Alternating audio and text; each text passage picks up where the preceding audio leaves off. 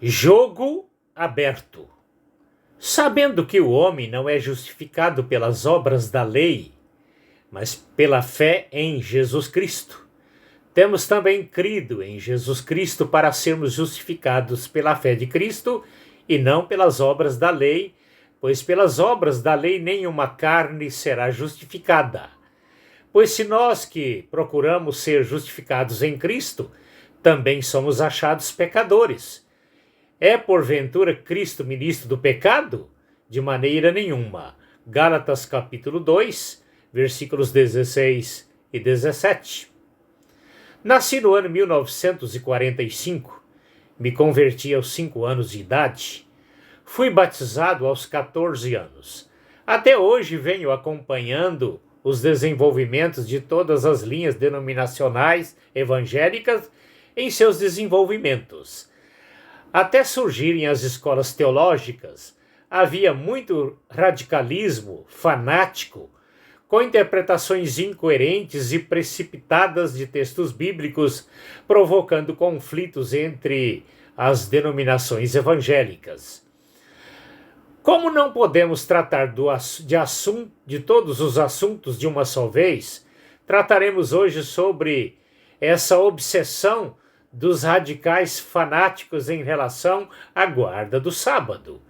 Estamos usando com exclusividade as bases bíblicas. Jesus e a lei.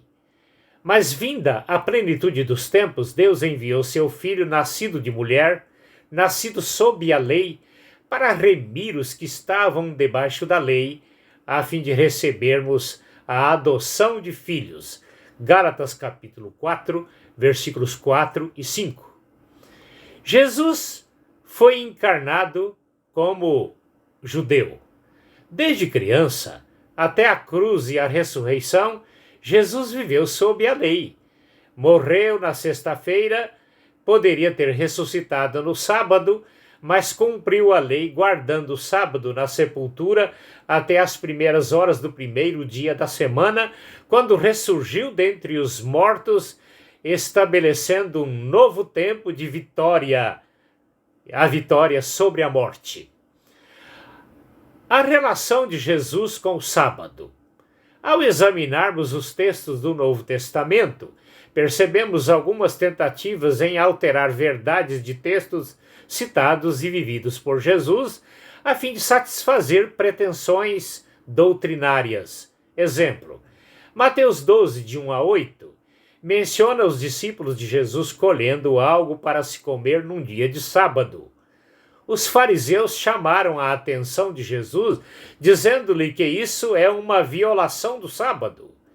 Em resposta, Jesus cita Davi com seus companheiros, saciando a fome, entrando no templo num sábado e comendo ilicitamente os pães da proposição. Em Mateus 12, 5, Jesus disse aos fariseus: ou não tendes lido na lei que aos sábados os sacerdotes no templo violavam os sábados ficavam sem culpas? Pois eu vos digo que aqui está quem é maior do que o templo, isto é, o próprio Jesus, fazendo referência de si mesmo. Mas se vós soubesseis o que significa misericórdia quero e não sacrifício, não condenaríeis os inocentes, porque o Filho do Homem até do sábado é Senhor. Mateus 12, de 1 a 8. Ora, se foi ele quem criou o sábado, ele tem poder de domínio sobre ele, para fazer dele o que ele bem entender. Ouvi várias vezes radicais legalistas usando este texto para dizer que Jesus mandou guardar o sábado. Não precisamos ser bacharéis em teologia para perceber que Jesus estava defendendo aos seus discípulos das acusações dos radicais e fanáticos fariseus sobre o sábado. Quem foi crucificado, o sábado ou Jesus?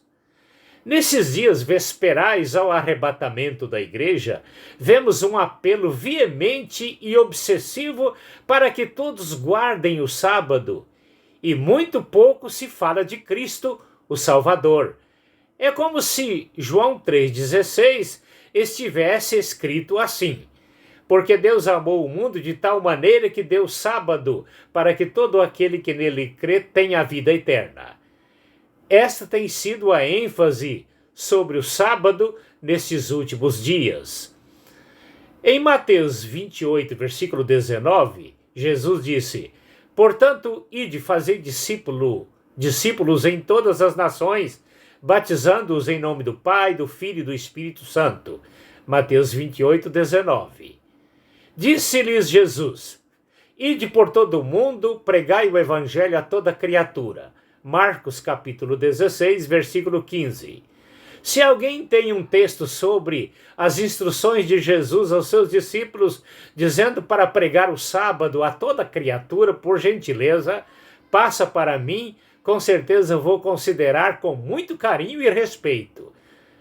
Teremos outros vídeos dando sequência a este assunto. Aguardem.